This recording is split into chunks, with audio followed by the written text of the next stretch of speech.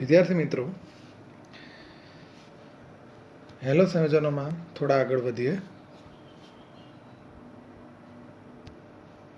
Hello સંયોજનોની ધાતુ સાથેની પ્રક્રિયાઓ જોઈએ થોડી. હેલો સંયોજનોમાં જેમાં ક્લોરીન, બ્રોમિન અને આયોડિન હોય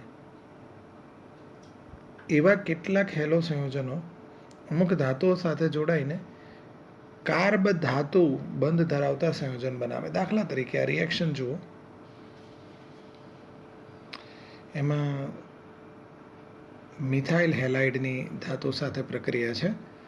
તો X- વિસ્થાપિત થઈ અને M અહીંયા જોડાઈ ગયો અને આ કાર્બન અને ધાતુ વચ્ચેનો એક બંધ બની ગયો. આવા બંધને આપણે કાર્બન ધાત્વીય બંધ કહીએ છીએ અથવા તો કાર્બ ધાત્વીય બંધ કહીએ છીએ.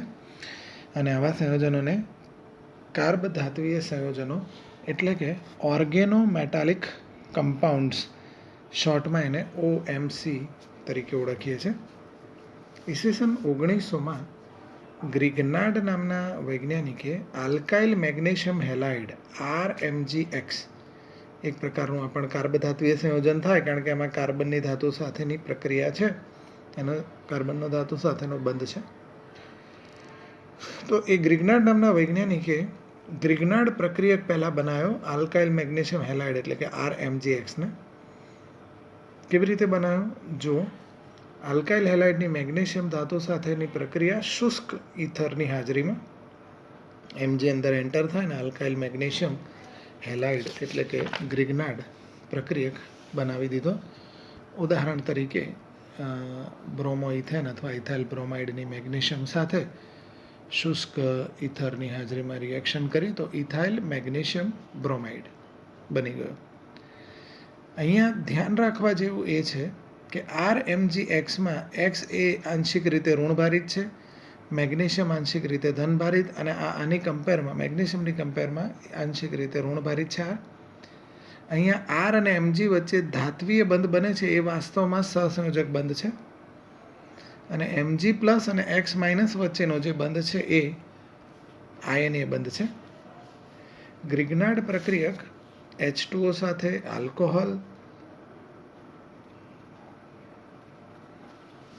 H2S, thio alcohol, ammonia, 1 degree amine, 2 degree amine અને ટર્મિનલ આલ્કાઇન એટલે કે છેડા પર C ટ્રિપલ બંધ C ધરાવતા આલ્કાઇન આ રીતના વગેરે સંયોજનોને અનુવર્તી હાઇડ્રોકાર્બનમાં કન્વર્ટ કરશે.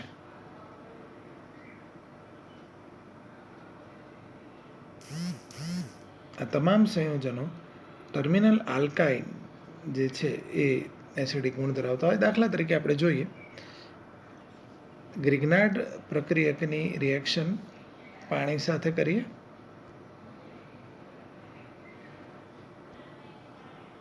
તો અહીંયાથી R અને અહીંયાથી H એટલે RH એટલે હાઇડ્રોકાર્બન, MgOH અને X બાય પ્રોડક્ટ. એ જ રીતે એમોનિયા સાથે H અને NH2 છૂટા પાડેલા સમજી લો તો R અને H અને MgNH2X એ બાય પ્રોડક્ટ થશે.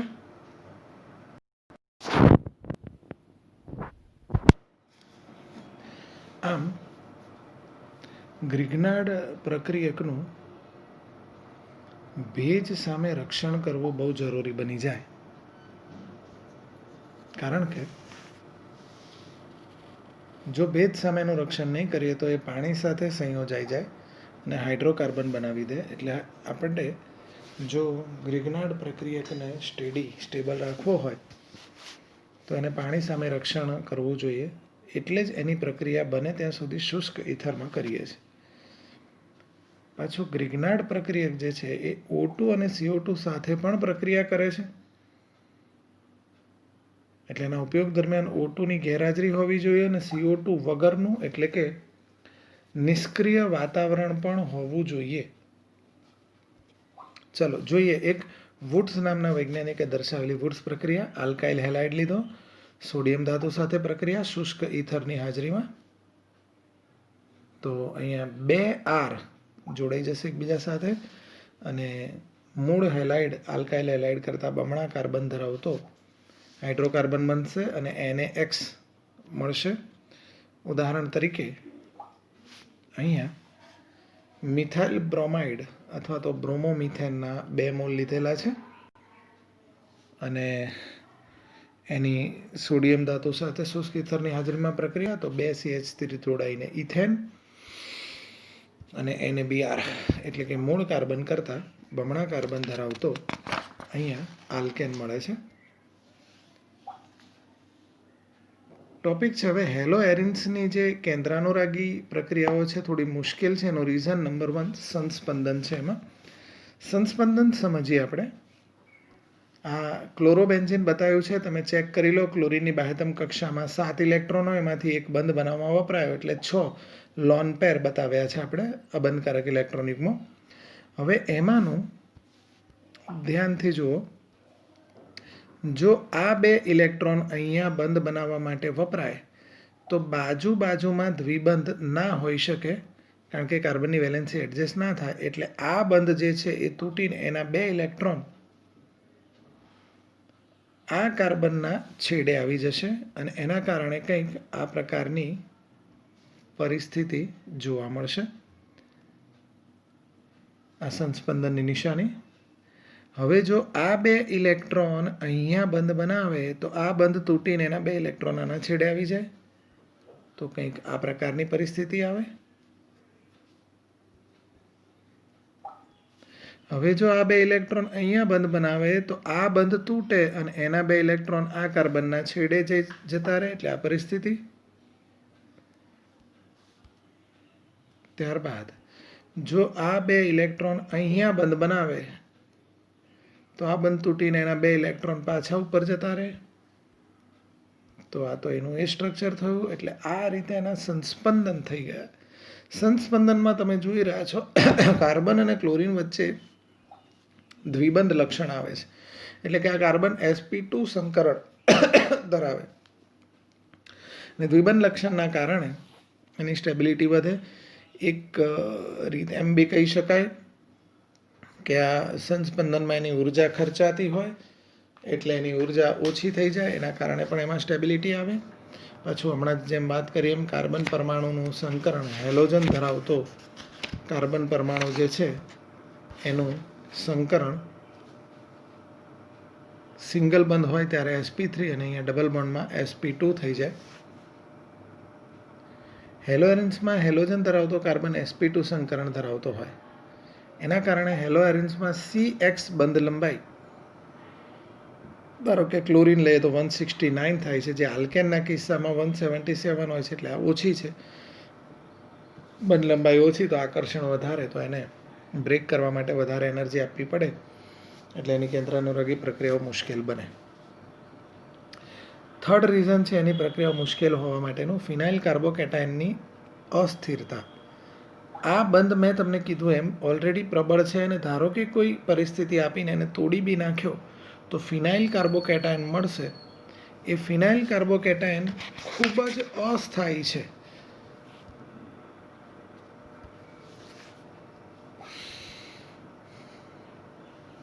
એટલે એમાં અન્ય કોઈ ક્રિયાશીલ સમૂહ દાખલ કરીએ ફિનાઇલમાં એ પહેલાં તો એ વિઘટિત થઈ જાય છે એટલે એની રિએક્શન શક્ય બનતી નથી.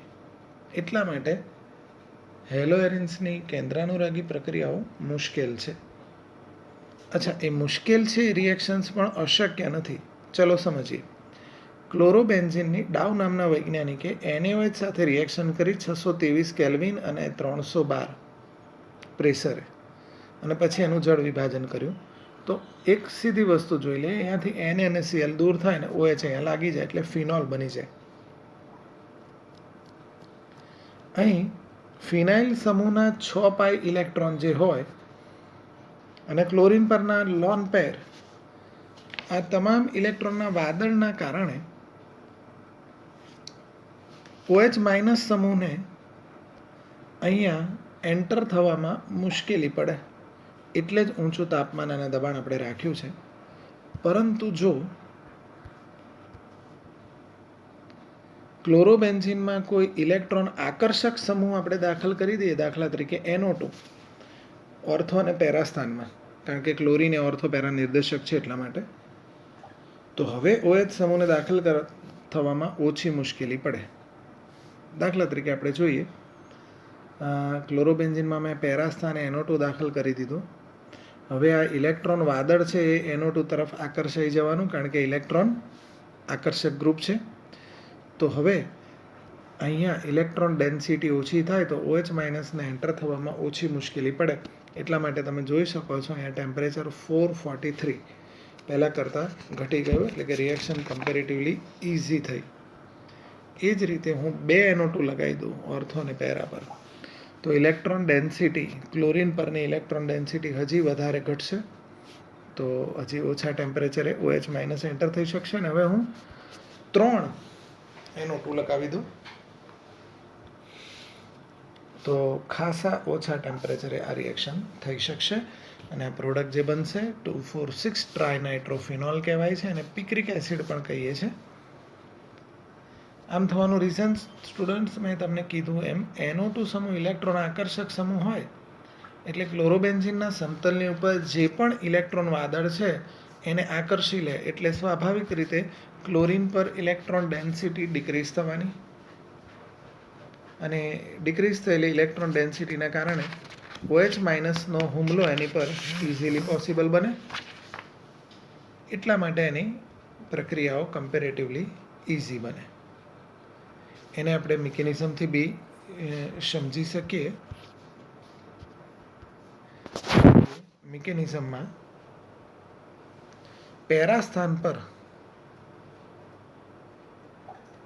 NO2 લગાવેલો છે, તો કેવી રીતે OH માઇનસ દાખલ થશે તો ધ્યાનથી જોઈએ.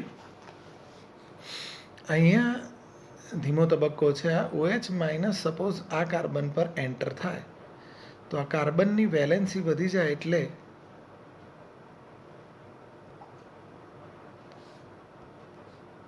આ બંધ તૂટીને એના 2 ઇલેક્ટ્રોન આના છેડે આવી જાય, બિલકુલ આ રીતે. હવે તમે જો આ 2 ઇલેક્ટ્રોન અહીંયા બંધ બનાવે તો આના 2 ઇલેક્ટ્રોન આના છેડા પર આવી જાય.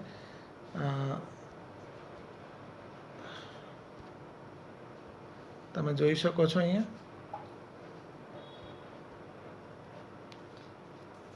હવે જો આ 2 ઇલેક્ટ્રોન અહીંયા બંધ બનાવે તો આ બંધ તૂટીને 2 ઇલેક્ટ્રોન આના છેડા પર આવી ગયા. હવે એનાથી ઓપોઝિટ, આ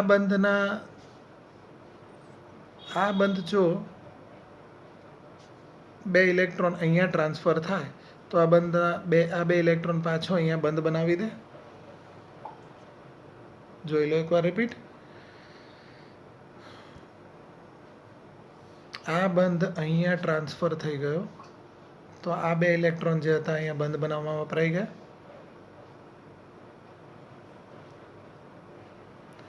એ જ વખતે આ બંધ તૂટીને 2 ઇલેક્ટ્રોન આના છેડે જતા રહ્યા. હવે જો આ 2 ઇલેક્ટ્રોન અહીંયા બંધ બનાવે તો સ્વાભાવિક રીતે અહીંયાથી Cl માઇનસ નીકળી જાય. વચ્ચે મધ્યસ્થ નિપજ પણ મળે છે, પણ Cl માઇનસ નીકળીને આપણી મેઇન પ્રોડક્ટ જે છે એ આપણને મળી જાય. તો આ હતો ઝડપી તબક્કો અને પેરા સ્થાન પરનો હુમલો. એ જ રીતે ઓર્થો સ્થાન ઉપર અને મેટા સ્થાન પર હુમલો આપણે સમજી શકીએ. વિદ્યાર્થી મિત્રો, જે રીતનો પેરા સ્થાન પરનો હુમલો છે એ જ રીતનો ઓર્થો સ્થાન પરનો પણ હુમલો છે. તમે અત્યારે સ્ક્રીનશોટ લઈ લો અને સેમ એઝ પેરા સ્થાન એનો એટેક તમે સમજી શકશો.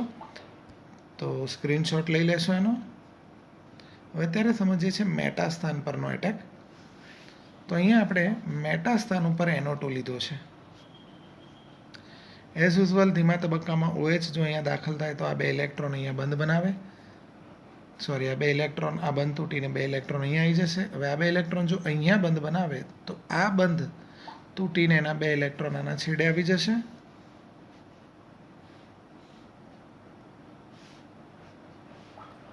હવે આ 2 ઇલેક્ટ્રોન જો અહીંયા બંધ બનાવે તો આ બંધ તૂટીને 2 ઇલેક્ટ્રોન આના છેડે આવશે. જોઈ શકો છો આ 2 ઇલેક્ટ્રોન અહીંયા બંધ બનાવ્યો, આ બંધ તૂટીને 2 ઇલેક્ટ્રોન અહીંયા. હવે જો આ 2 ઇલેક્ટ્રોન અહીંયા બંધ બનાવે તો આ Cl- અહીંયાથી નીકળી જાય, મધ્યસ્થ નિપજ, અને પછી ફાસ્ટ સ્ટેપમાં આપણને આ પ્રોડક્ટ મળી જાય, મેટા નાઇટ્રો ફિનોલ. આ રીતે આપણને મળી શકે. તો ઓર્થો, મેટા અને પેરા એની આ રીતે આપણે સિક્વન્સ સમજાવી શકીએ.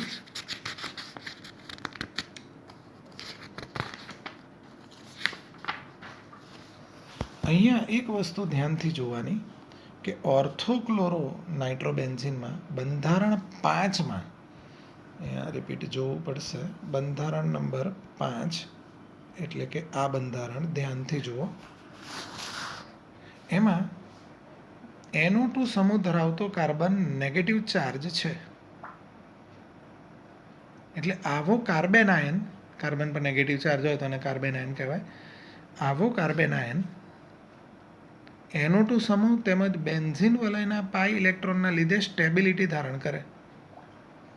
એવી જ રીતે પેરાક્લોરો નાઇટ્રોબેન્ઝીન જોઈએ. હવે એ પેરાક્લોરો નાઇટ્રોબેન્ઝીનમાં સ્ટ્રક્ચર નંબર 2 એટલે કે આમાં પણ NO2 સમૂહ ધરાવતો કાર્બન નેગેટિવ ચાર્જ છે, એટલે બી સ્ટેબિલિટી પ્રાપ્ત કરે. એટલે એરાઇલ હેલાઇડની કેન્દ્રાનુરાગી વિસ્થાપન પ્રક્રિયા જ્યાં સ્ટેબિલિટી છે, એટલે કે પેરા અને ઓર્થો એ સ્થાન ઉપર ઝડપી બને.